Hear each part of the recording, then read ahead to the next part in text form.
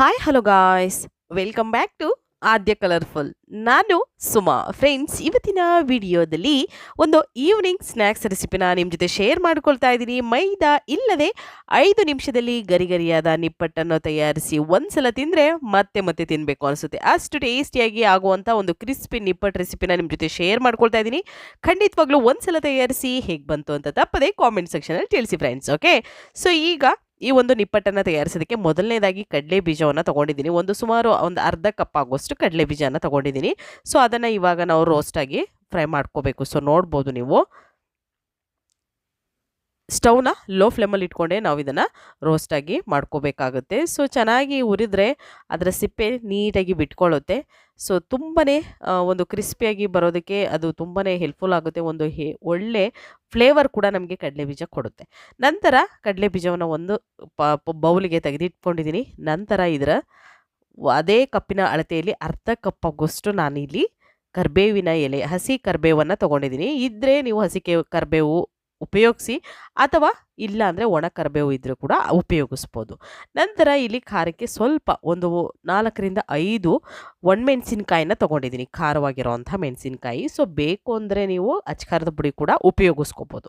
So ಈಗ ಅರ್ಧ ಕಪ್ಗಿಂತ ನಾನು ಕಡಲೆಯನ್ನು 1/4 ಕಪ್ಪನ್ನು ಉಪಯೋಗಿಸ್ತಾ ಇದ್ದೀನಿ. ಅರ್ಧ ಕಪ್ ಬೇಡ, 1/4 ಕಪ್ ಸಾಕಾಗುತ್ತೆ ಇದಕ್ಕೆ. ಸೊ 1/4 ಕಪ್ ಕಡಲೆಯನ್ನು ಹಾಕ್ಕೊಳ್ತಾ ಇದ್ದೀನಿ. ಒಂದು ಮಿಕ್ಸಿ ಜಾರ್ಗೆ ಹಾಕ್ಕೊಂಡು ಇದನ್ನು ನಾವು ಫಸ್ಟಿಗೆ ಪೌಡ್ರ್ ಮಾಡಿಕೊಂಡು ಬರೋಣ. ಓಕೆ, ತುಂಬಾ ಈಸಿಯಾಗಿ ಮಾಡ್ಕೊಳ್ಳುವಂಥ ರುಚಿಯಾದ ಈವ್ನಿಂಗ್ ಸ್ನ್ಯಾಕ್ಸ್. ಸೊ ಫ್ರೆಂಡ್ಸ್, ನೀವ್ಯಾರಾದ್ರೂ ಫಸ್ಟ್ ಟೈಮ್ ನನ್ನ ಚಾನಲ್ಗೆ ವಿಸಿಟ್ ಮಾಡಿದರೆ ಪ್ಲೀಸ್ ನನ್ನ ಚಾನಲ್ನ ಸಬ್ಸ್ಕ್ರೈಬ್ ಮಾಡಿಕೊಡಿ, ಹಾಗೆ ಲೈಕ್ ಮಾಡಿ ಮತ್ತು ಹೆಚ್ಚೆಚ್ಚು ಶೇರ್ ಮಾಡಿ. ಇವಾಗ ನೋಡಿ, ಕಡಲೆಯನ್ನು ನಾವು ಪುಡಿ ಮಾಡಿದ್ದೀವಿ, ಅದನ್ನು ಒಂದು ತಟ್ಟೆಗೆ ತೆಗೆದಿಟ್ಕೊಂಡಿದ್ದೀನಿ. ಮತ್ತು ಇಲ್ಲಿ ಕಡಲೆ ಬೀಜ, ಹಾಗೆ ಕರಿಬೇವು, ಹಾಗೆ ಒಣಮೆಣಸಿನ್ಕಾಯಿ ಇಷ್ಟನ್ನು ಕೂಡ ತೊಗೊಂಡಿದ್ದೀನಿ. ಕಡಲೆ ಬೀಜ ಬೇಕು ಅಂದರೆ ಸಿಪ್ಪೆಯನ್ನು ತೆಗೆದು ಉಪಯೋಗಿಸ್ಬೋದು. ನಾನು ಸಿಪ್ಪೆ ತೆಗೆದಲ್ಲೇ ಹಾಗೆ ಇದನ್ನು ಉಪಯೋಗಿಸ್ತಾ ಇದ್ದೀನಿ. ಸೊ ಕಡಲೆ ಬೀಜವನ್ನು ಫಸ್ಟಿಗೆ ಹಾಕ್ಕೊಳ್ಳೋಣ. ನೋಡ್ತಾ ಇದ್ದೀರಲ್ಲ, ಕಡಲೆ ಬೀಜ ಹಾಕಿದ ನಂತರ ಅದನ್ನು ಒಂದು ಗ್ರೈಂಡ್ ಮಾಡ್ಕೊಂಬಂದಿನಿ ಒಂದು ಸುತ್ತು. ಅದಾದ ನಂತರ ಕರಿಬೇವು ಮತ್ತು ಒಣಮೆಣಸಿನ್ಕಾಯಿ ಇಷ್ಟನ್ನು ಕೂಡ ಹಾಕ್ಕೊಂಡು ನಾವು ಇದನ್ನು ಗ್ರೈಂಡ್ ಮಾಡ್ಕೊಂಬರ್ಬೇಕಾಗುತ್ತೆ. ಸೊ ಖಂಡಿತವಾಗ್ಲೂ ಫ್ರೆಂಡ್ಸ್, ತುಂಬಾ ಕ್ರಿಸ್ಪಿಯಾಗಿ ಆಗುವಂಥ ರೆಸಿಪಿ ಇದು. ಸೊ ಈಗ ಇದಕ್ಕೆ 1 ಕಪ್ ಆಗೋಷ್ಟು ಕಾಯಿ ತುರಿಯನ್ನು ಹಾಕ್ಕೊಂಡಿದ್ದೀನಿ. ಹಸಿ ಕಾಯಿ ತುರಿ, ಒಣ ಕೊಬ್ಬರಿ ಇದ್ದರೆ ಅದನ್ನು ಬೇಕು ಅಂದರೂ ಅದನ್ನು ಉಪಯೋಗಿಸ್ಬೋದು. ಹಸಿ ಕಾಯಿ ತುರಿಯನ್ನೇ ಹಾಕ್ಕೊಳ್ತಾ ಇದ್ದೀನಿ.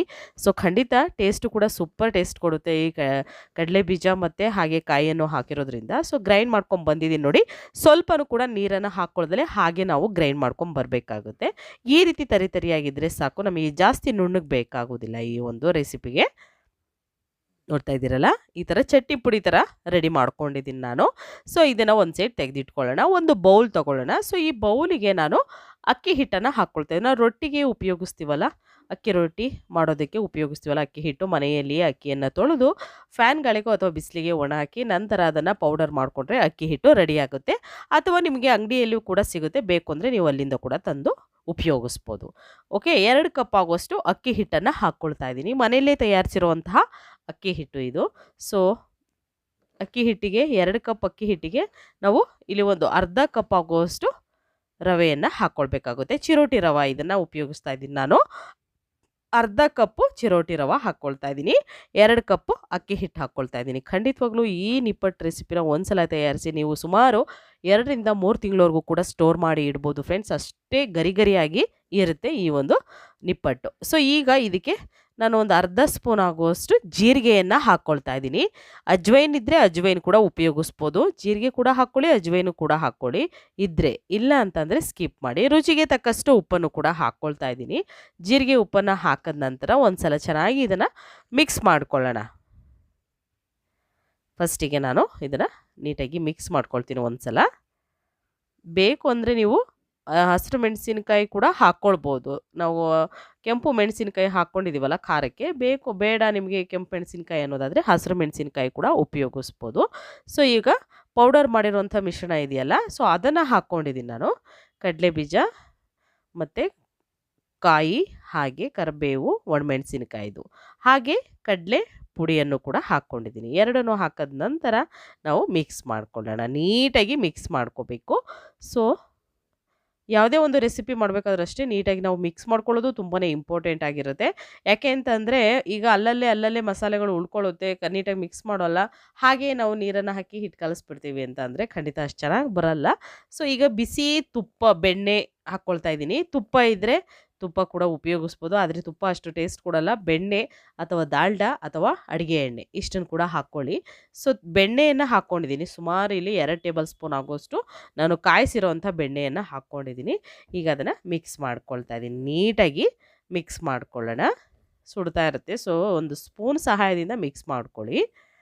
ಅದಾದ ನಂತರ ಸ್ವಲ್ಪ ಕೈಯಿಂದ ಒಂದು ಸಲ ಮಿಕ್ಸ್ ಮಾಡ್ಕೊಳ್ತೀನಿ, ಅಲ್ಲಲ್ಲಿ ಗಂಟಿರದೆ. ಸೊ ಅದಕ್ಕೆ ಕೈಯಿಂದ ಒಂದು ಸಲ ಚೆನ್ನಾಗಿ ಮಿಕ್ಸ್ ಮಾಡ್ಕೊಂಬಿಟ್ರೆ ನಮಗೆ ಪರ್ಫೆಕ್ಟಾಗಿ ಈ ಒಂದು ರೆಸಿಪಿ ಬರೋದಕ್ಕೆ ಸರಿ ಆಗುತ್ತೆ.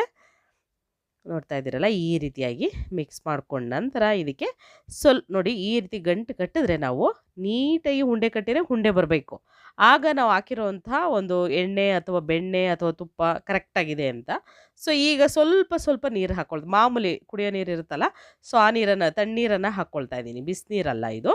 ಸೊ ಈ ನೀರನ್ನು ಹಾಕ್ಕೊಂಡು ನಾವು ಹಿಟ್ಟನ್ನು ಕಲಿಸ್ಕೋಬೇಕು. ಜಾಸ್ತಿ ತೆಳ್ಳಗೆ ಕೂಡ ಹಿಟ್ಟಿರಬಾರ್ದು ಮತ್ತು ಗಟ್ಟಿ ಕೂಡ ಇರಬಾರ್ದು, ಮೀಡಿಯಮಾಗಿ ಇರಬೇಕು ಫ್ರೆಂಡ್ಸ್. ಓಕೆ, ಸೊ ಹಿಟ್ಟು ಕಲಿಸ್ಬೇಕಾದ್ರೂ ದಯವಿಟ್ಟು ಅದೊಂದು ಗಮನದಲ್ಲಿ ಇಟ್ಕೊಳ್ಳಿ. ಯಾಕೆ ಅಂತಂದರೆ ಕೆಲವೊಂದು ಸಲ ತುಂಬ ತೆಳ್ಳಗಾಗ್ಬಿಡುತ್ತೆ, ಏನು ಮಾಡಿರೂ ನಿಪ್ಪಟ್ಟು ಬರೋದಿಲ್ಲ ಅಥವಾ ಚಕ್ಲಿ ಬರೋದಿಲ್ಲ, ಕೋಡ್ಬಳೆ ಬರೋದಿಲ್ಲ, ಈ ಥರ ಆಗ್ಬಿಡುತ್ತೆ.